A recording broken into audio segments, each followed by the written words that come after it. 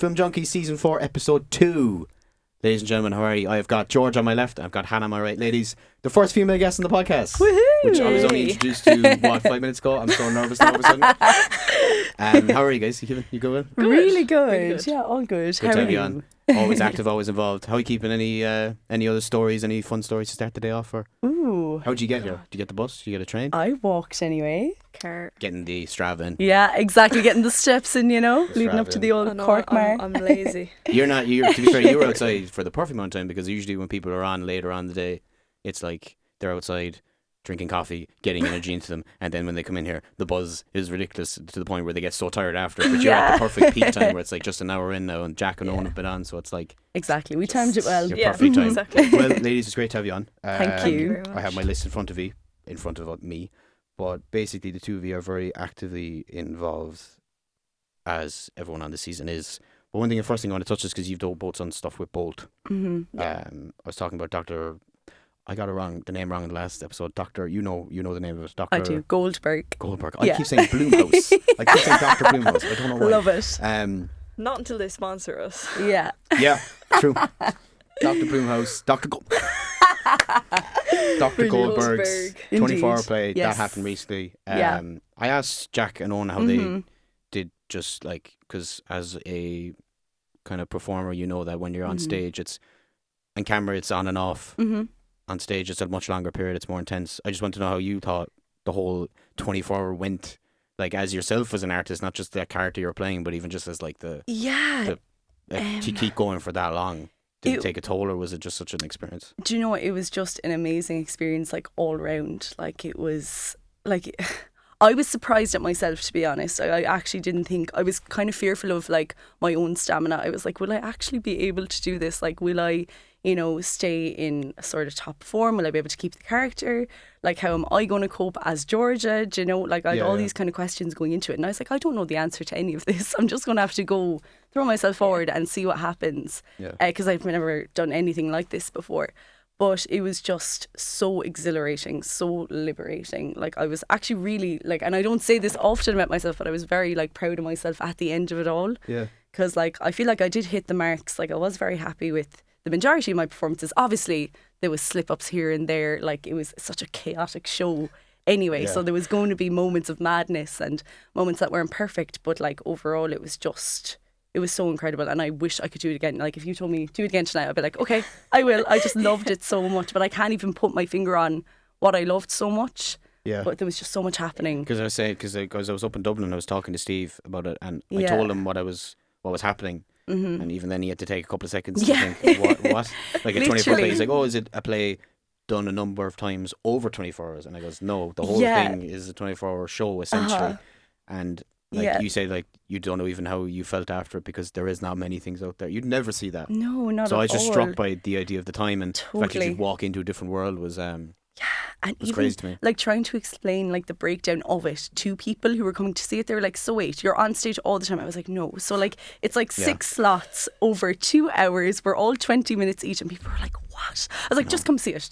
I can't even explain. I asked the lads, I was like, who was at the 5 a.m. one? Yeah. Who would have turned up? And I think a guy of my course, Johnny, was there at the 1 a.m. one, I think. And he was even telling me that, I was like, there's no one here. He texted me, they said he was going to it. And but again, he said the universe that basically was created was very cool to walk into. And it was super immersive. Like, as soon as like I walked in, like, I felt like, yeah, I'm in it now. It's starting right now. The moment I stepped into the studio, I was like, yeah, this is it. Yeah. And I just, like, I don't know, I just felt this thing. I don't even know what it was, but something came over me. I was like, yeah, I'm ready. And even Hannah, you weren't involved in that one, were you, per se?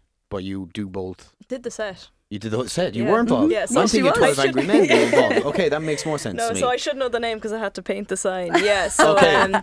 Because I was told that it was just 12 Angry Men that you were involved in, but you are basically the set designer for Bolt Productions. I mean, yeah, essentially. Technically, I'll take that. Yeah. So Goldberg's, it was a very quick turnaround, and again, it was sort of, the set went up in as much time as the show went on for, and then the set was down the following day. But the studio space, like the set took up about half the studio space, and then we had seating, and the room was filled with straw, and it was kind of one of those pop-up theatre shows that you'd sort of see, like the travelling carnies kind of thing. That's what I thought. So that was the vibe, and Jack actually helped me paint the set, so I can't take full credit for that sign. He put his, sounds like him, like absolute artist. Like so no, that was nice. It was a very quick turnaround. So it was kind of, as you said, if someone was like, we'll do it tomorrow, I'm like, yes, I'll get the set back up. Because it is, with theatre, it's kind of, you don't have a lot of tangible stuff afterwards to like look back on, and that's one thing. Like there's very few photographs, you can't sort of in a year's time just pull all of the material and be like, this is the show, this is what I did. So yeah, again, every show I do, I feel like if someone called me and said we'll do it again, I'm like, yeah, let's because theatre is just, it's such a fleeting energy. Totally. And I think that's the thing, is like, even for me, like, I'm not on stage, but I still get a sense of energy for the performers, because they're filling a space that I may have designed and built, or just designed, and that energy, it again, very fleeting. It's like the performance. It's like once I think one of the most heartbreaking things, and I learned very quickly, was we did the Crucible in the Everyman a year and a half ago now. It was like February. And the show finished, curtain came down, audience were out, and it took about 6 to 8 hours to put the set up. The set came down in an hour. Like, it was like, it's and you're kind of like, when you're putting it up, you're being very careful, and you're like, you want to fulfill the vision and everything, but then you've got a deadline to get it out, and it's like, just get everything down. I mean, because I was saying, when you're in Bowl together, you're talking about the energy from the artists. Like when you're in the production company, I think you meet on, is it Friday nights? You have one meeting a week. It's like everyone involved in a production like that, you do bond with the artists to get the best, to see what works best with them, and you're communicating then as well. I understand what you mean about working with the energy the actors have to, I love even both, that like, affects the set as well. It's like I've worked with Darren and Owen in particular. I've known for like 5-6 years. Same person, I know, don't worry about it. And so it is like, first of all, like, they have a huge amount of respect for me, which has really, like, absolutely helped like pillar my career, and I can kind of, like, Darren gave me my first job, and like that's sort of the foundation to where I built up to getting recommendations and been able to move on to television and stuff like that. I've seen, looks brilliant. So it is a real family, and I do, like, when we did the Crucible, and like, just with every set, to see actors get excited about a set, it just kind of reassures me that, like, it's a very fulfilling, like, again, the audience is the next thing, but I think to have actors actually be excited to act in the space that you've created for them, it's probably the most fulfilling thing. And like, when people get, awestruck, or they have a little moment where they gasp, like, they probably don't realise that I'm watching, but I am. I know what you mean. You put a lot of effort into something for someone to appreciate. It's huge. And it's my way of performing, in a sense, and then they have to kind of take it from there and play, I guess. Well, the reason they say with set design, obviously, as an artist, that's nearly your comfort zone when you're on stage. But with Queesh Lee, are you jumping from school to school there? So I did 2 different productions with Queesh Lee.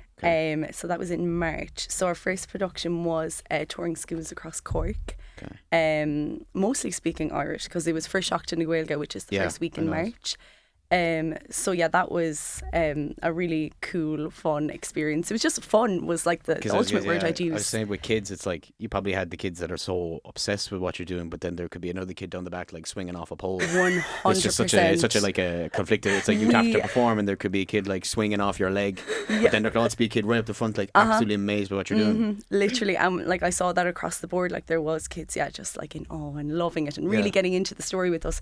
But then other kids, like I actually had a child like throw something at me mid-performance, like a piece of like Play-Doh, just threw it at me, and I did get a bit of a fright. But like, he was one of those kids, like, he was like, because it's interactive, so we were like, saying our stuff in Irish, and they were meant to reply back to us, but he was saying the opposite, like, and you have kids like that who are so resistant that they'll try and throw you. We had that a lot. Like, at least in every school there was 1 or 2 kids who were kind of out to get us, to be honest. But then you had the amazing kids who were like just so on it, and like so respectful, and like so gorgeous, like they were so cute, like, because you see both, definitely. Because you hear, like, of this, Darren always says, like, if you ask That's one phrase as well that I always talk about on this podcast. Darren always says, you'll hear me say that like 5 or 6 times an episode. But, he says that if you give a kid a piece of paper and crayons and you tell them to draw, they'll just draw. Yeah. They won't ask you. If you gave the two of you a piece of paper and crayons, you'd be like, right, what do I draw? How big does it have to be? This, that, and the other. So if you just give a kid the energy to be your own kid, like just be a dinosaur, they'll just do it. Totally. So I think if you are around that energy, like the kids up the front who are obsessed with what you're doing, it's probably amazing to be a part of. Oh yeah. But then there is that one kid with the Play-Doh. Yes, unfortunately, and you have to kind of grapple with both. That's a whole different kind of, like, as an actor, like that's a place where not many people do perform, school to school. Yeah, it was different because I've done, like, I started out in like panto and musical theatre when I was 16, so I kind of brought myself back to that with this because there was singing and there was audience interaction, so I was speaking with the kids in Irish. So yeah, it was lovely to actually like dip back into that and kind of, you know, get those responses and kind of feel that energy again that I haven't had in performance in a while. Yeah. So yeah, it was really, really cool. And like, yeah, across the board, like the kids were lovely. Like no kid was bold or mean. There was this one kid. They were just being kids. They were just being kids, you know. Yeah. And like we kind of prepared ourselves for that, you know. Yeah. So I mean, you probably know it as yourself going into it that there's going to be kids that are going to be resistant. But and I remember being a kid in school myself, and we used to have these like touring theatre companies coming into us, and I remember the kids who were back chatting, and I was a really lovely quiet kid. I was just there looking at them like I wasn't one of those. But you know, I remember experiencing that as a child myself, so like it wasn't a shock to my system too much. Well, the Play-Doh now was a bit of a shock to I'd me. imagine. Yeah. I wasn't expecting someone to hit me with Play-Doh when I was like midway through my song, but anyway, it was fine. I mean, yeah, I can imagine you the Play-Doh hitting you, but you have to keep going with the song, so it's like the shock of it. Yeah, I can imagine. Jeez, yeah, I was probably the kid with the Play-Doh in school. To be honest, we're all our own kids. Yeah, because I want to ask you that because I imagine, like as I said, like the set design and being a comfort zone for an actor, but then jumping from school to school, a different type of school all the time must be a different challenge in itself. Totally, and like we had a different like setup for every school. So some schools didn't have stages, some schools did. Like we were in classrooms for some of them, so like some of them were like super intimate, and then some of them like we were up kind of on a height looking down at them. So we had to kind of like adapt to that all the time as well.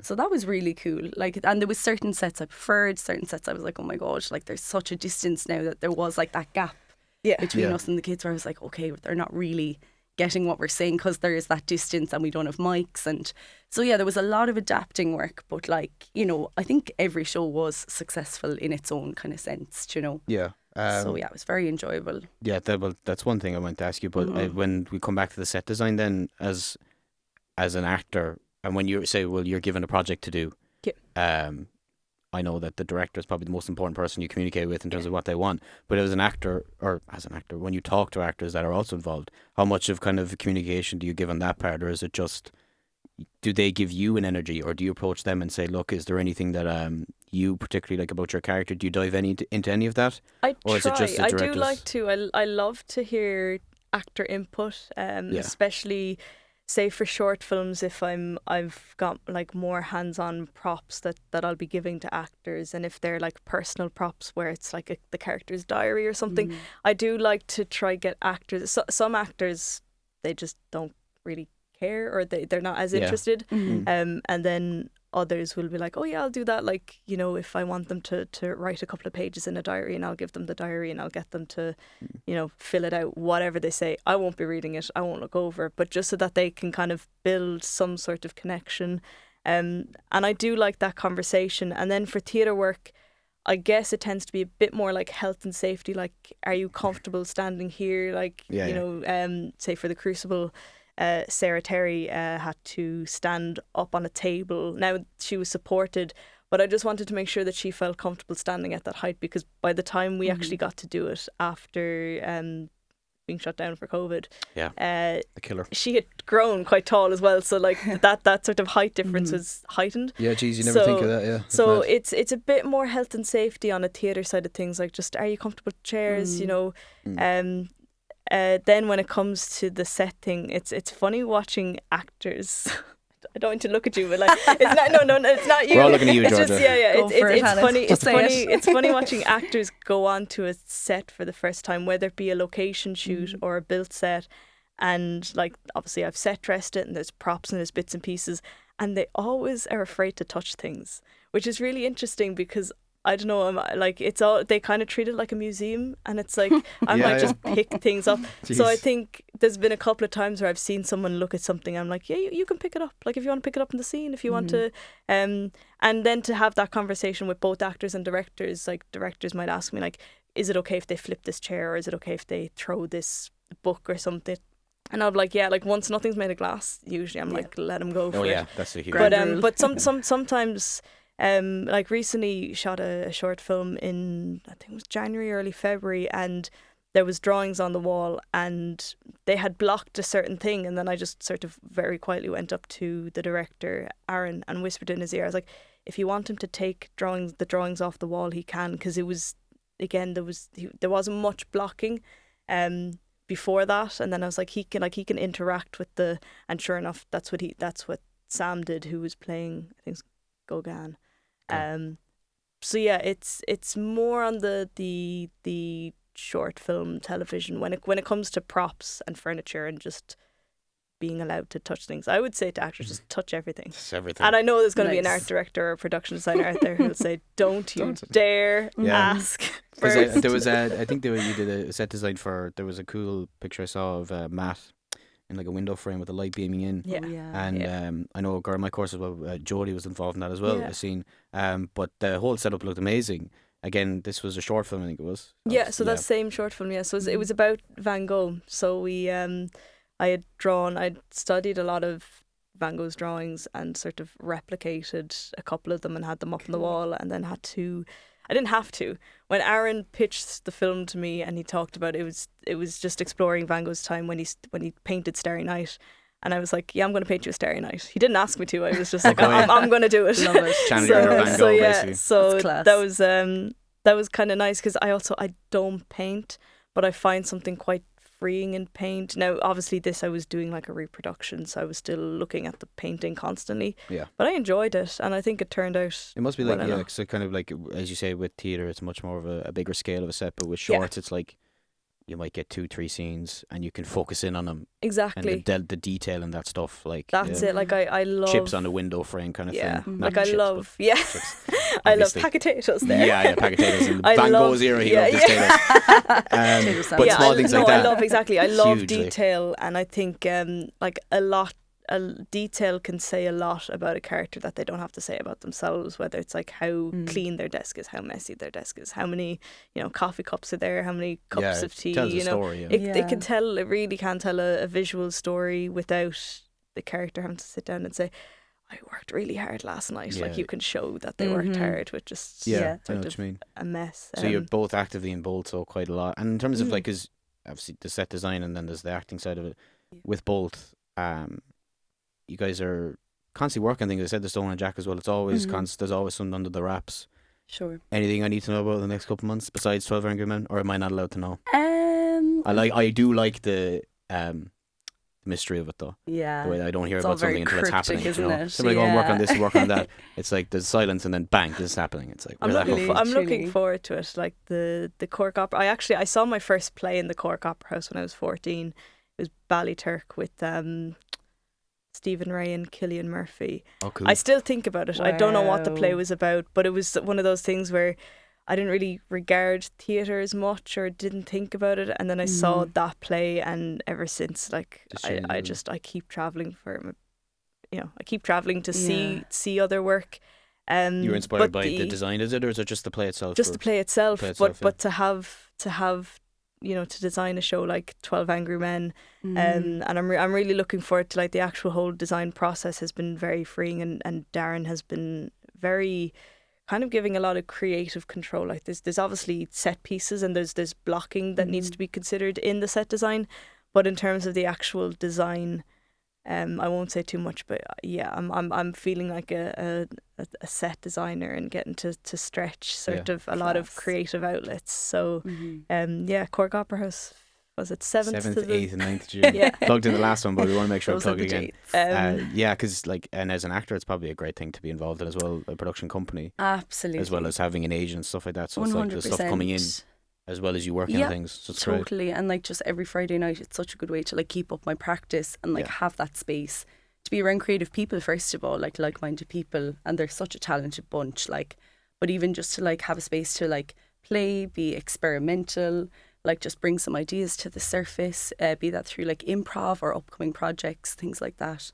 I really adore it, and I feel so fortunate to be part of it all. Like, it's just amazing. Because in the last couple of minutes, I didn't realise you're actually as well performing, you're teaching. Yeah, I'm teaching as and well. where was it you said again? Mount Oval, Dramarama in Mount Oval. In Rochestown, yeah. isn't it? Yeah, near Rochestown, yeah. And how's all that going for you? So, yeah, that's been great. So I've had 2 teachers on, because Owen is a teacher as well. Yeah. And I knew Owen teach, but I didn't know you teach. That's great. Yeah, I teach as well. So, yeah, that's been really, really cool. I kind of wanted to dip into teaching. It was always something I was interested in, but I was like, do I actually like it? I'm not sure. So I said I'd give it a go this year. So, yeah, I started in September 2022 and have been loving it. And I feel like I learned so much from my students, and I think being around younger people sometimes can be just lots of fun. Yeah, you know? It's just a different energy, yeah. And I think as an actor, you always need to be open to play, and they remind me of that all the time, which I think is so, so important. And like, they're just so, like, you know, coming back to the example of the crayons and the paper, like, they just draw, you know, they don't think about it. They just draw whatever they want. And to see that is just amazing, and I just love it. And it's really lovely to see their progression as well throughout the year, and, you know, how they've come out of themselves and the things they've found out about themselves and the relationships they build between each other as well. It's all really lovely to see. Yeah, because is it a couple of nights a week, or is it just a once-off class? So I do Mondays, and like, I always do Mondays, and I'll do some Wednesdays and some like Fridays, depending if they need cover and stuff. Yeah. But they're like working on a production now at the moment, so I'm in for like weekends with that as well. So they're doing Matilda, so that's really cute. Like, I love Matilda. It's such a lovely show. Singing Bruce last night. Yeah, it's such a banger. So yeah, we're working on that at the moment, and again, just seeing their like character progression and seeing how they adapt to their characters is so lovely and like really cool. And I'm kind of jumping into a directing role for like the first time ever, which is director, really teacher and actor. got it all going on. So you came as an actor, now you're leaving as a teacher and an actor. I think so. Crazy. Yeah. So yeah, it's really cool. And again, I was like, I've never directed before. I'm just jumping fresh into this role. Okay, but I've loved it. I've really, really enjoyed it. And I think you just have to trust yourself. If you're a creative, you can allow yourself to dip into other things and, you know, try other roles. Yeah. You know, it's totally, totally possible. But I've kind of proved myself like this year, I suppose, in that regard. So yeah, it's been really, really fun. Because I see like those kids, like we talked about, the kids that are up front, in front of stage, obsessed. I'd imagine that the kids going to acting class at that age are all of those kids fascinated by the idea of performing. So feeding off that energy must be brilliant. There must be not easy, but just like it's a welcoming atmosphere walking in, knowing that you are teaching what the kids in the class also want to love, to learn what to do. Totally. It's huge. Like, it makes a big difference. Yeah, it's There's no really... Play-Doh coming from any angle. No So Play-Doh, always, thankfully. it's always a bonus. Totally. Any job where you've no Play-Doh throwing, I'm game. Yeah, I'm absolutely not. Play-Doh is banned. But yeah, no, it's so lovely to see that. And like, some of them, I really feel like there's a few of them in there that like definitely want to pursue it kind of going forward. And like, I just, you know, it just makes me so happy. I'm like, yes, go for it. Having an impact. It's so much fun. Yeah. Yeah, and then one thing, because I sometimes, if I'm making films or stuff, talk to the crew sometimes, I'm like, do you ever look at what the actors are doing? You're like, I give that a go. Like, you design hundreds of sets. No. Would you ever get in front of a camera on stage? No. I love talking to actors, and I even like script write a bit. I love sort of the character side of things and the character building, not from a performing side of it. No. It's crazy, because I at Midnight City, I was talking to like a couple of people. Yeah. Did you ever maybe get like the what do they call it, the acting bug, when you see someone, you do it first and it's there forever, you don't get rid of it. Like, when you do one scene in anything and you're like, that's it now, I'm game, I'm here for life. I always ask them like, to do that, and they're like, no, I never do it. But I just think I think that might be just like nervousness or fear. I think anyone can act. It's just about getting over the. I was talking about an act of a camera. One of the things you do is just 90% of the exercise you do, especially in the first term, is just gearing out the confidence to actually just act in front of a camera at all. Not about like, okay, this is how you do this scene, or play this character. It's none of that. It's just about getting natural confidence out of someone. Not even just acting confidence, but confidence at all. So I think with anyone, if they're like, oh, I'd never do that, I think then they definitely could. Yeah, see, I never say never for sure. Are you one of the 12 Angry Men? Spoiler. Let me look it up. I'll bet you'll be there looking at the 12 Angry Men. That's Hannah. But you never consider yourself, no? No, I've never. It is a weird one, because I have heard so many stories of people working like as a costume assistant and getting pulled to do a scene, and then you know, that's it. They're set for life. Yeah. But no, like even when I was in secondary school, I did, for like our 4th year show, I got thrown on to doing the lighting like the day before the show opened, because they realised they had no lighting person. And yeah, it's just never really struck me to be a performer. I'm not saying I couldn't. I do think it takes a sense of vulnerability and confidence. It's like an interesting balance. Sure. And again, I love talking to actors, and it's probably why most of my friends are actors, and I just love hanging out and hearing stories of how they prepare and things like that. But no, not for myself. Yeah, because I just, when you see producers and writers, like, they're never really like on a daily basis in a performing area. Yeah. So you can understand why they only do that. But when you're a set designer, you're constantly surrounded by these actors and you're seeing them do this. So I'm always curious as to say, would you ever maybe jump in? Or like Harrison Ford was, I think, for Han Solo, he wasn't even an actor, and they just asked him to read lines, and then he got the part. I probably would if I was asked to jump. I've been asked to, you know, cross frame a couple of times, but Okay. I had to. I remember making a short a couple of years ago, and I had to cross frame holding a tray. So you do act. So yes, I'm a tray actor. There we go. I got it. Trained actor. Mrs. Doyle is the only thing I can describe in terms of, like, I was shaking, like I was again, and it made me really appreciate, as soon as you go in front of the camera, like, I was asking way too many questions about, like, where the camera was, how much they could see, like, was my costume okay, like, what am I talking about? But not especially like theatre. Like, I find theatre and musical theatre, first of all, I'm in complete awe of it. Like, I think just, again, it's the I can't imagine the adrenaline and the energy is just something else. But it terrifies me. Like, I get stage fright. So I'd have to get over that before I even think of it. I have never been in a play once in my life. So Haven't you? Seriously? Never touched Oh the my stage. God. And do you know what it is? The less I do it, the more nervous I get. Oh, Because stop. Tim was telling me, he's like, you need to do stage. And I'm like, I know. I think you'd enjoy it. Oh, I know I'd love it, Oh but my I'd be so afraid. God. Yeah. So I'm like you with camera, basically. Oh my God. I'd love to do it, but I'd be afraid in front of the camera. I'd be like, oh God, where do I go? What do I do? So both, hopefully, next year I'd love to join Yeah. and get going. Absolutely, yeah. But yeah, it's interesting because I said on sets, I do ask people, because it's the energy, as you say. It's very hard to kind of ignore. And then the contrary to that, then as actors, would you ever consider writing or directing?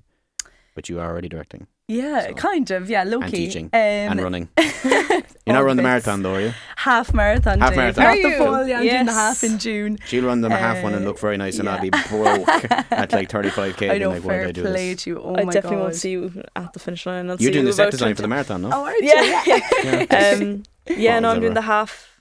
That's my third or I'm not looking forward to it, I'm not going to lie. Are you doing the Cork one as well? Yeah. So all three of us will be there on the day? Yeah.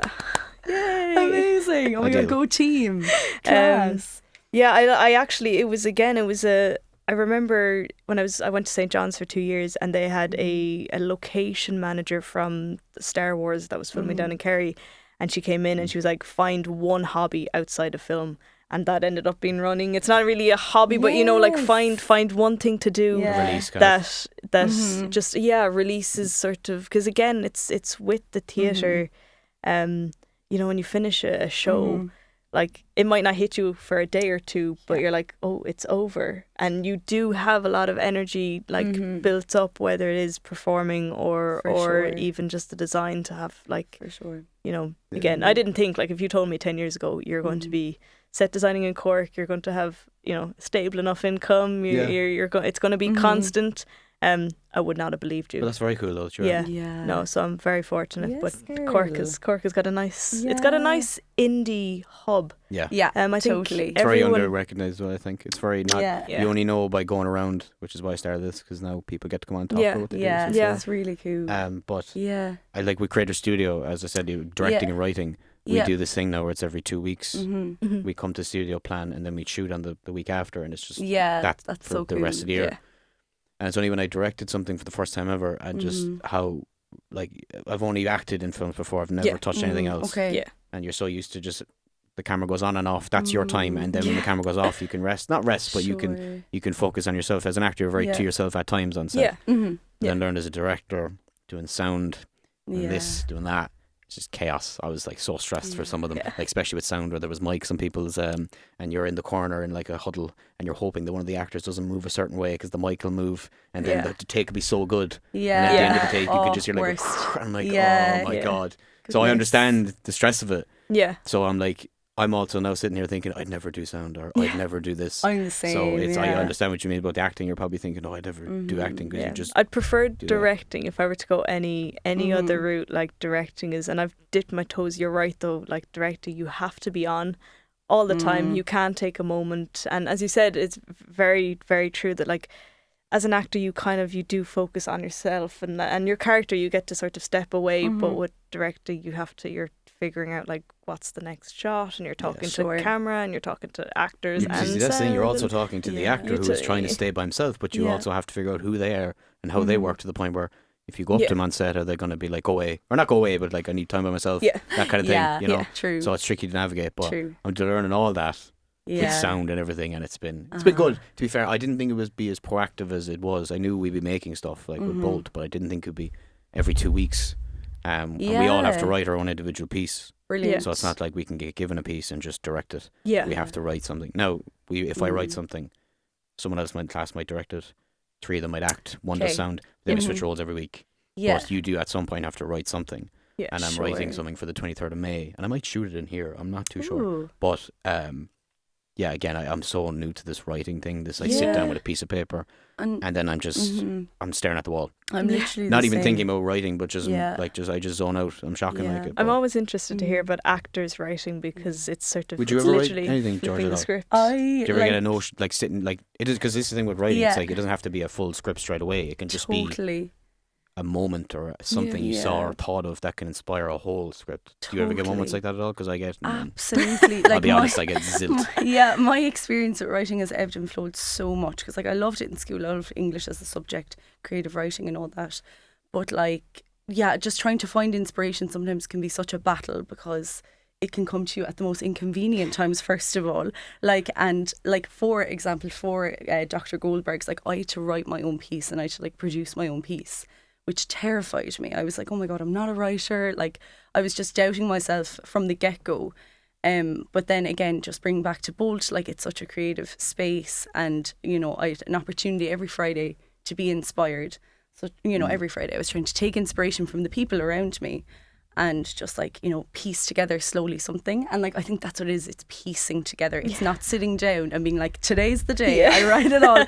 It's literally just like, and it's tedious, it is, but like it's just a case of taking inspiration from Bolt being one of the big things, but like even just my life around me. And I feel like my piece in the end was like my life encapsulated, if that makes sense. Like I was taking inspiration from Bolt, from my workplace. I work in a cafe, from my students, from previous things that had happened in my life.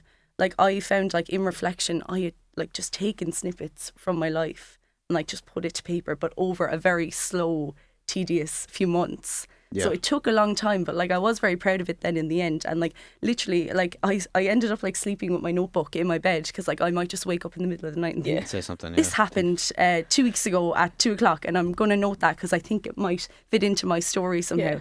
And literally that was my process with writing, and I didn't expect it to go that way, but it just happened. And in reflection now, I'm like, that was kind of wild, but that's kind of how it works for me, I think. It's very clever. Having the class on a Friday, because it's the end of the week, and then you kind of release all the 9 to 5 energy. Well, I work 9 to 5, so on Fridays if it was going to be a time to write, it would be those Fridays, where it's like the end of a week, all the energy is gone, and you can put it into stuff like that. That's it. But as you said, it's just it's scary that you can act no problem, but when it comes to writing something, it's like alien. It's even a though very it's the same different art ball form. game. It's scary, so you do have to push yourself and test and yourself. I think usually. everyone has like their own process as well. Do you know what I mean? I don't think there's one way to write at all. There's no one way to act either. But like, I just think it was it's pieces of everything put into one. Like that's how I describe it. And like I went to a talk before about writers, and like I don't know if you're familiar with Irene Kelleher, but I'm a big fan of Irene Kelleher, and she like writes all her own stuff.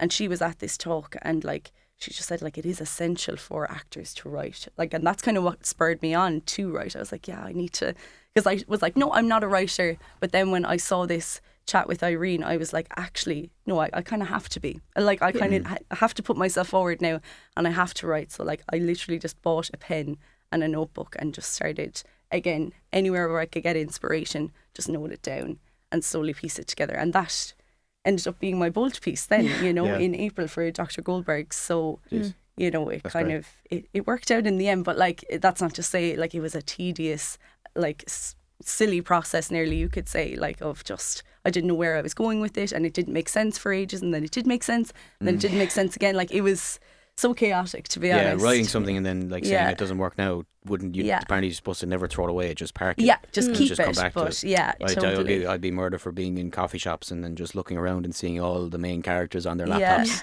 and they're all, it's like they've hit the writer's wall and they're just kind of looking at the computer, looking ahead of them, looking at their phone, and then they might get a moment, bang, bang, bang, and then they're back to this. And I understand exactly what they mean, because, like, yeah, as you said, writing and acting, it doesn't have to be the same way all the time. People take inspirations, people write scenes down rather than actual just one from the beginning to the end. It's nearly impossible to just sit down and write one. So, like, the one I have in May, I've been probably, the story itself I've been thinking since last Christmas, but I haven't actually put pen to paper on anything yet. Yeah, interesting. I know it's like 2.5 weeks away, so I'm kind of pushing the limit. But I know that when I sit down and do it, I'll get it done. It's just I don't. You're still want to writing force it up here, you know. Yeah, that's it. You really that's, are. I think I know that the blank page is such a daunting thing, and I remember hearing some writers say that, like, they were writing it for a year. And then they sat down and got it all down onto paper in one night. You know, like they just been thinking about it, which is I had an interesting we're talking thing, to Simon McKeown, who he was on a couple of seasons ago, and he was saying that he's always writing, but he could have 6 or 7 things going all the time. And one of those might come to a result, like an end. The 6 others mightn't even see the end result for a couple of times, or even might not see it at all. So don't be sticking to one thing. Absolutely. Be able to branch out and do other things and see which one comes out. But totally. It's still daunting, still scares me. Still, and it's the same as well, because in Creator Studio there is other people who do love to act, but then the writing is very different to them. And then it's the other way around, where there's people who've come to Actors Vision to act and are now in Creator Studio and are thriving over the directing and the writing. So that element does draw it out of them. And again, it's just also people to get an idea of what being on a set is and everything, the process that goes through a process of making a film. And it's only, this is the first year the course is being done as well, so there's no one, like, I couldn't ask Darren, like, what have the other classes done before? Like, no, they've never done anything, so you're the first one. It's like a baby Bolt, basically. That's what we all call it inside. So. But yeah, I love it so far, and it's very proactive. It's great to be involved, as you said, with Bolt, like to be stuff coming your way in Tajman, and then to be making stuff on the side. It's very amazing. Beneficial to have as an artist. Just keeping in that practice all the time, like that's what I love. Having most the, about as you said before, like having the creative space and being around, it's huge, like-minded people, because in our day-to-day lives we aren't, and like when we went to school, like you're not everyone has got sort of the same aspirations and goals. Totally. Whereas to be in a room with 20-30 people who all have, you know, different dreams, but they're all on the same wavelength. It's amazing. I think it does foster growth in terms of creativity, and as you said, people finding, like, they may never have thought of directing, and then they give it a go, and all of a sudden fair game. You can only know by doing. Exactly. Yeah, true. Absolutely. You both there as well before. You're both on the same as I remember. I went to see Chat Room, Alison McCormick's play. I think it was a few months ago. But you both did DNA together, didn't you? Yes. For Four Face Theatre. Did you do the set for DNA? I did set for Chat Room. Oh, you Chat did Room, and I was in DNA. That's right. Confused. I was like, Chat Room. Both Four Face. Yes, Chat Room. I remember walking in and thinking, because I was walking in, I was like, every time I've seen a play in Cork Arts Theatre, there's been 4 or 5 different, like, it's different scenes, different areas in the play. I walked in, Chat Room was all one chat room. So I was committed to the one set. And it was very good. I loved it. And obviously I know Josh, who was the lead in it. Sorry, he wasn't the lead. He was one of the co-leads. He had a lot of Josh was excellent. I did a film with him years ago, and a great time. They were a fantastic cast. The one thing I realised with not only the fact that it was just going to be one set, but you have to have a strong cast if you've only got one set, because if people start switching off to the cast and they're looking at, like, you know what the set was, they're looking at that set, and if they start switching off from that, then you've lost your audience. So that was probably one of my most stripped back sets, but it worked because the show was only an hour and a bit. Fantastic. And again, you get that from talking to cast and crew and getting a vibe for what the play entails. And then you only do that by communication to get an idea of it. Sometimes it doesn't have to be astronomically huge. Exactly. For it to be so simple, can be so huge. Like something as simple as just having the 6 podiums. Like the first time I saw them rehearse it in the space with everything in position and like lockdown, they use those podiums, like they're literally just black cylinders, and they use them so well and just really kind of created a sense of that they were sort of all these parts of this chat room, because it was like literally a visualization of like what a chat room might be in sort of the stratosphere of like tech, and I mean we don't have to go into sort of computers and tech and AI and all that jazz, but not yet anyway. Until it takes over the world, then we'll all talk about it. Wait till my job's gone, and then I'll be back complaining about it. There'd be the AI set designing for you. Jesus. And then, because then DNA, that's where I get mixed up. You've done a lot in the Cork Arts Theatre, haven't you? Yeah, I had quite a nice run in the Cork Arts Theatre. Like I was in 3 productions in like 3 months last year. It just, they were all kind of condensed together for some reason. I only know, that's how I know that you're, whenever you're busy with work, is because you put it in your Strava caption. You're like, been up the walls with acting so much, so I need to run 5K. I document everything. Like, I know exactly what's going on. Oh, that's gas. So literally DNA, and it was my first show post-COVID as well, so it's February 2022. Wow. So like theatres had kind of opened. I think we were back to 100% capacity at that stage, like literally days before they were like, right, we're back to 100%. We were like, great. But yeah, again, similar to chat room, we were all on stage all the time.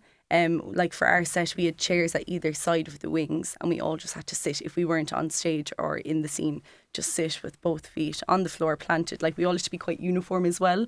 So that took crazy focus, like, you know, just having, like I just started like nearly meditating, I suppose. But then I was like, okay, I have to be switched on because I might be on in like 2 seconds, you know. So it was balancing like, okay, I have to stay still and kind of meditate and not like have any, like you weren't even meant to be your character per se. Like you had to be very neutral when you were on the wings, let's say.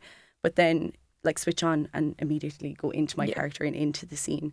But I do remember that like performance so well, because like especially the first show I did, I actually thought I was going to collapse with nerves. I was so nervous because I hadn't performed on stage with all of COVID, because like there was no theatres open. And it was actually like, I was actually only thinking about it this morning, how scared I was like going on to the stage. Like I was in like platform Doc Martens, like it was part of my character's costume, and I literally thought I was going to collapse. I'll actually never forget it. But then once I did step on, I was like, I'm fine, the ground has got me, it's okay. But it was such a surreal experience, because like there was moments where I was like, theatre's never going to come back, you know. It was so scary. My buddy did a play where it was like at the 50% point, where they have a play but you have to have the doors open to let air in, that kind of stuff, and masks and all that. It's like 50% capacity, but he says it's not the same at all. He might as well just not put it on, because it's very restricted. From it, I think the Cork Arts Theatre is quite a little nice little tidy space to just I like love the Cork Arts Theatre so much. I think when you go in it feels a lot more personal, because obviously the stage is so close. 90% of the plays I go to see there, I know someone in there.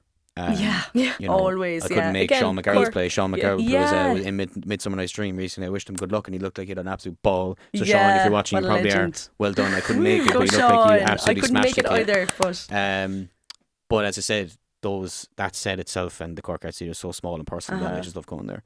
And that's why I'm fascinated now by the Opera House, because with 12 Angry Men, that is now going to be like a different animal to tackle, probably. I was an assistant on the Opera House proms again about a month ago, so I've sort of dipped my feet into like walking the stage, seeing their rigging system and everything. But even just walking around the stalls and then remembering that there's a whole other balcony of seats, and it's sort of, it's a bit old fashioned in a way, because you go in, it's like wooden seats. Yeah, they're so if you've been in there a couple of times, they are. Yeah, so I remember being like, it's like being at a Cork City game down the back of Turner's Cross. There's old wooden steel sheds, and they flap up and down, and it's like you go in, it looks very nice on the outside, and it's quite old fashioned still on the inside. Not really, but like they still have the wooden chairs, the small little kind of stuff they haven't touched in a while, like the pillars haven't been touched, but then the stage is changing, so there's a bit of modernity in there, but there's also you know, it still has its old self in there. So And have you ever designed anything in the operas before? Is this your first time? No, this is my first set going in. But you were inspired to be a set designer by a play you saw in the Cork Opera. Right? So it's like starting to come full circle. So it's literally come full circle. That's crazy.